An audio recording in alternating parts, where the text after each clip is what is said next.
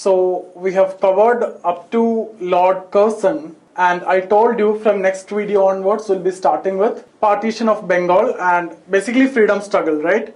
So you can consider this as the second phase of freedom struggle if you start, or if your understanding freedom struggle is from 1857 onwards, right? So when you say freedom struggle, it is basically from 1857, right? Because the first attempt to get freedom was 1857 revolt. So you can consider partition of Bengal and Swadeshi movement and associated developments as second phase, okay? Or from here onwards second phase, or some people will say after the arrival of Gandhi it is a second phase. But anyway, I'm going to continue it as freedom struggle. So we will be starting with partition of Bengal now. So the topic for today's discussion is basically partition of Bengal. Partition of Bengal.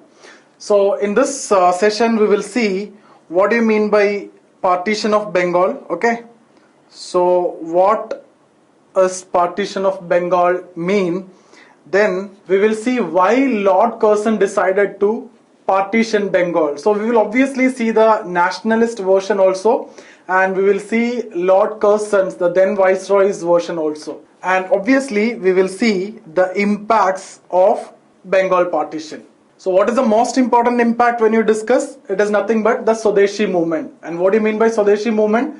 It is nothing but boycott of British goods, and Swadeshi goods were actually promoted, okay? Not only goods, when we talk about education, even in case of education also, English education was boycotted and Swadeshi education was promoted. We will come to all those things, and a lot of Swadeshi schools were established. We will discuss in detail when we discuss about the impacts. First, let us understand what is partition of Bengal mean. Now, what are the general questions asked? Okay, basically the framework or basic framework that we are going to discuss is, you need to see what are the causes, obviously, and we need to see the nature of the movement, okay?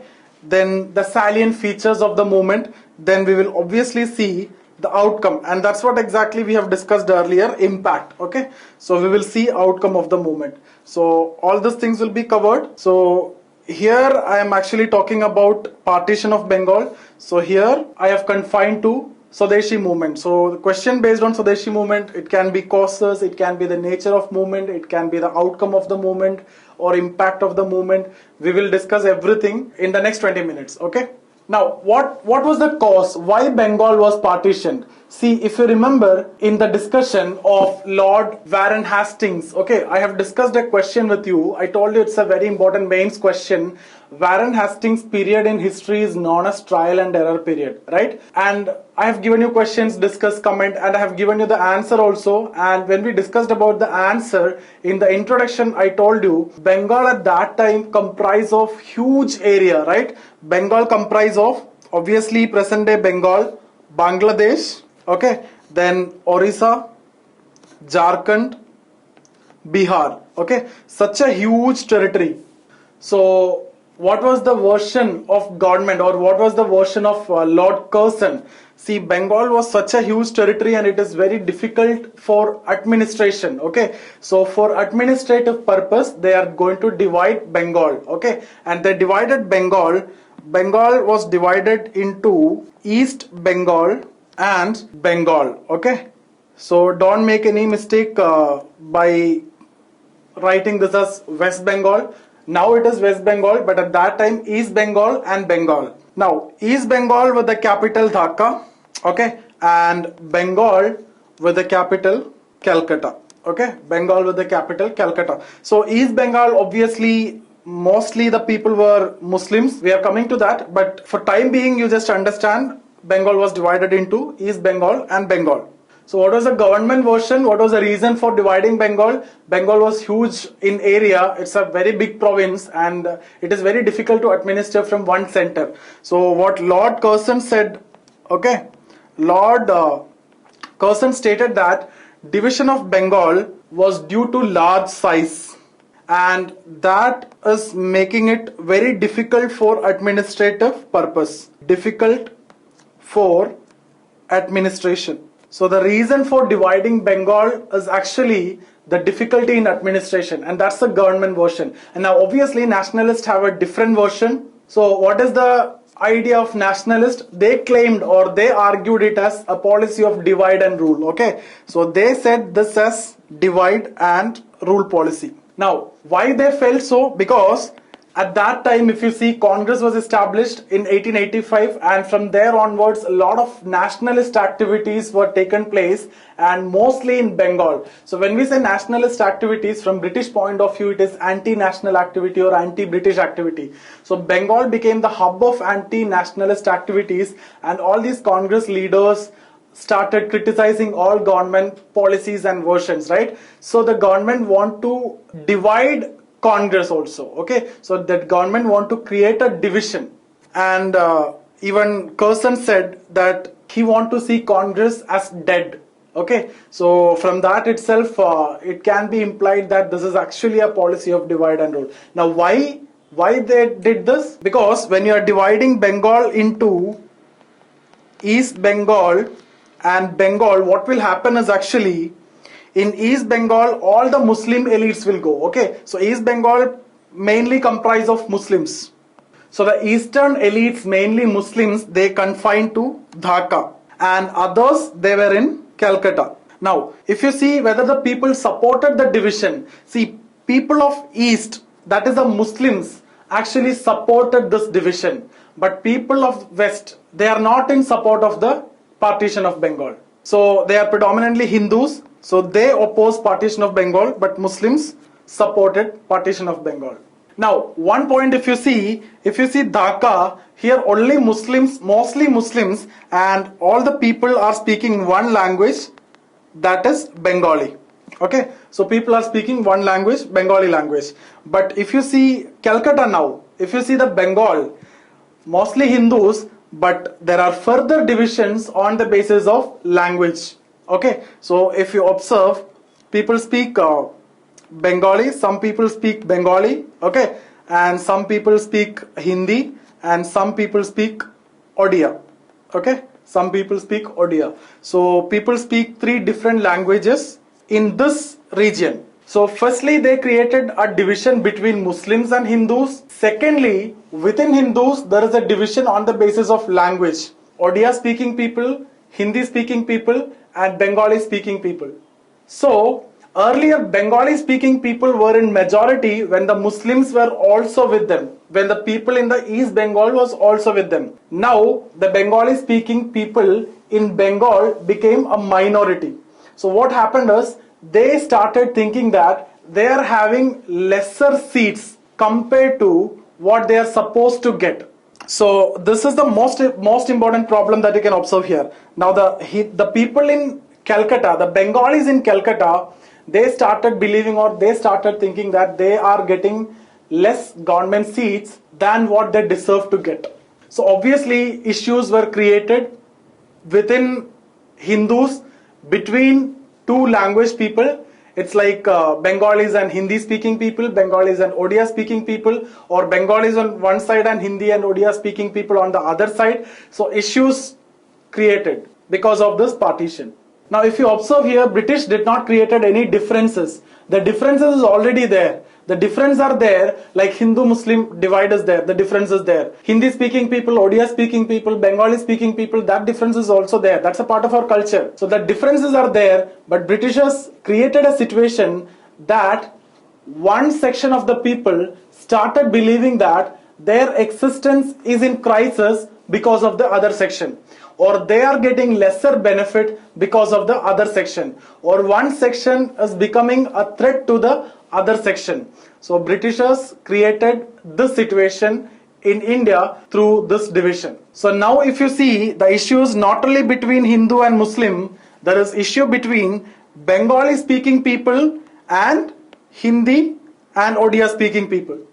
So both religion and language created issue now. So it's a clear-cut strategy of divide and rule. That's what the version of the Congress or the nationalist. So obviously the differences were there. Even in medieval times also the difference is there. But what happened in medieval times, there is no such problems, because this Bhakti and Sufi saints, they followed a fusion culture. They adopted a fusion culture. What is that? It's actually a composite culture. Everybody is existing together, okay, without any problem. But now there is a fission of culture. Fission of culture. So now in medieval times, if you see the rulers like Akbar and Jahangir, etc., they promoted fusion of culture. But when British came, they started creating situations where the rift were created between people, between different sections of people. So fission of culture. So British kept Indians divided. Not only divided, they created a situation that one section of the people started thinking that the existence of them is in crisis because of the other section. And people started polarizing to one section. So polarization of one section started. And you can say that led to regionalism, communalism, etc. So in simple language, if you want to put it in simple language, the Congress version is basically the partition of Bengal is their policy of divide and rule, but British version is for administrative purpose. Now, it is crystal clear that British version of administrative purpose is not true. If it was for administrative purpose, they would have divided Punjab also, they would have divided Bombay also, they would have divided Madras also. Punjab was also very big, right? Punjab at that time comprised of the present day Lahore, Himachal Pradesh, Punjab, Haryana, etc. Such a huge territory. So logically, they would have divided Punjab also. Similarly, if you see Madras, Madras comprised of almost entire South India, not only Tamil Nadu. And Bombay comprised of Maharashtra, Central Province, some areas of Gujarat, etc. So that also such a huge territory. So logically they would have divided all these, but they did not divided these regions, right? They only divided Bengal. The reason is Bengal was the hub of anti-national activities in the point of view of English. Now, coming to partition, when was the partition happened? On 16th October 1905. Now, one very important fact which you need to remember is who was the Governor General when partition was happened? It was not Lord Curzon, it was Lord Minto II.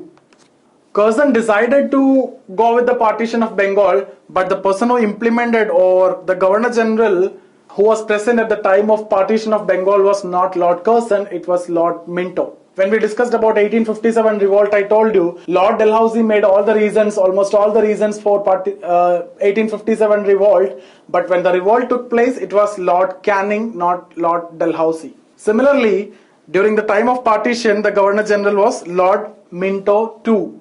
Lord Minto I we have discussed when we discussed about 1813 Charter Act. I hope you remember that. And you can see a coincidence here. It's actually after exactly after 100 years another Minto is coming, right? So when we discussed about the previous Minto, we have discussed almost during the same time period, 1807 to 1813, right? So almost during the same time period, Lord Minto II is also coming, exactly after 100 years. So the point is, partition was announced by Lord Curzon, it was implemented by Lord Minto II. So when it was implemented, obviously the people protested against it and they boycotted all the English goods. They assembled at town hall and formed Swadeshi Bandhav Samiti. Swadeshi Bandhav Samiti. So town hall, just because those days that was the landmark to identify a particular place, okay. So Swadeshi, obviously you know, the goods made in India. Bandhav means brotherhood and organization, okay. So they formed a Swadeshi Bandhav Samiti to boycott British goods. Now who advocated this? That is also a fact. Krishna Kumar Mitra. Krishna Kumar Mitra. Now why it is important? See, boycott is not for the first time, but it is for the first time by Congress. So boycott of English good for the first time by Congress. First time by Congress. Now immediately it spreaded to entire Calcutta and urban Bengal. So what happened? All the English goods were boycotted, okay. So English goods were boycotted. So obviously what will happen? Swadeshi goods were promoted. So a lot of industries started coming, and the industries, Indian industries, flourished during this time. And later if you see, many industries and many industrialists and capitalists, they supported the freedom struggle not because they are patriots, but because they are really good entrepreneurs. They realize that if the English is not there, they have a great chance to develop their business, okay. So if you remember, when we discussed about 1813 Charter Act, Okay, so 1813 Charter Act, one of the most important point that we have discussed is end of monopoly except in two items. And the impact of that we have discussed as it led to deindustrialization, because a lot of companies started coming to India from abroad and they started selling their finished products in India, and that resulted into a situation where our artisans' life was ruined completely because their product was not at all competitive with the English goods or the finished goods which are coming from Manchester, Liverpool, etc. Right? The Manchester clothes and Liverpool clothes, which are very famous, and Indian goods are not at all competent with those products. Okay, so the life of artisans was ruined completely because of 1813 Charter Act, and it led to deindustrialization. And as a solution to that, this Swadeshi movement arrived. Okay, so when Swadeshi movement was there, all the British goods were boycotted, at least in Bengal, or at least in Calcutta and urban Bengal, not in other areas.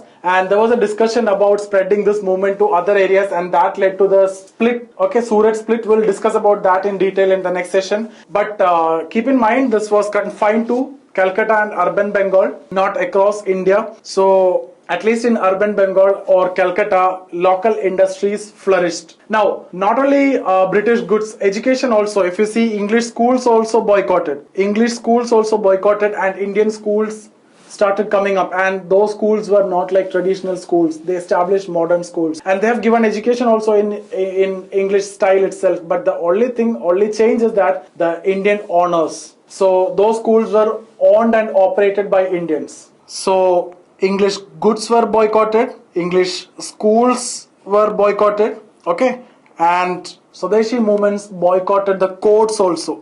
So what happened? Most of the lawyers are Indians. Obviously, judges are English, most of the lawyers are Indians, and most of the lawyers are actually from Congress also. So they boycotted courts. So obviously what happened is the panchayats gained importance.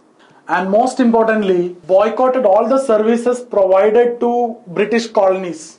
So services given to British. So it was a kind of social boycott. Social boycott, like newspaper, milk, vegetable, fish, etc. Okay, so this is one of the most important point. So I hope you understood what all things we have discussed till now. We just discussed about the causes. So two versions we have seen, and we have seen the boycott, right? So boycott of goods, boycott of schools, courts, and services given to the British.